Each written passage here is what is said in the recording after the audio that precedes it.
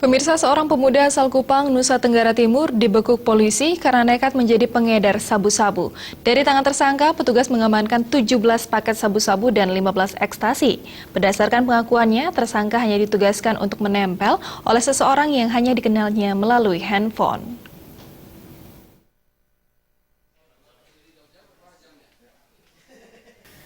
Satuan Reserse Narkoba Polresta Denpasar mengamankan seorang pemuda tersangka pengedar sabu. Pemuda yang diidentifikasi sebagai Sam ditangkap petugas saat melintas di Jalan Raya Kuta Badung. Dari hasil penggeledahan, petugas menemukan 5 paket sabu dan 5 butir ekstasi, serta sebuah kunci kamar. Saat diinterogasi, tersangka mengelak bila kunci tersebut merupakan kunci kamar kosnya. Setelah terus didesak, Sam akhirnya mengakui kunci itu merupakan kunci kamar kosnya. Petugas kemudian menggeledah kamar tersangka dan mengamankan 12 paket sabu, 10 butir ekstasi, sebuah timbangan, bong, dan plastik klip. Tersangka kemudian digiring ke Polresta Denpasar untuk pemeriksaan lebih lanjut. Berdasarkan pengakuan tersangka, barang ilegal itu merupakan pesanan. Dirinya hanya bertugas menempel narkotika itu sesuai dengan pesanan seseorang yang hanya dikenal tersangka melalui handphone.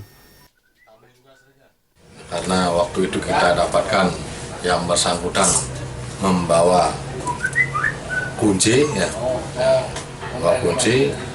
setelah itu kita kembangkan, ternyata itu adalah kunci rumah kosnya, dan kita lakukan penggeledahan. Kita temukan lagi 12 paket sabu dan 10 butir ekstasi. Sudah pernah dihukum ya? Sudah sekali ya? Ya. Sudah pernah sekali.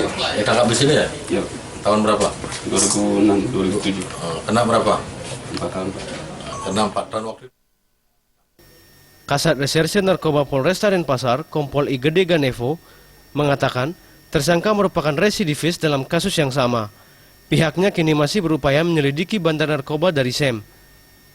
Tersangka kini harus mendekam di balik terali besi dan diancam hukuman berat.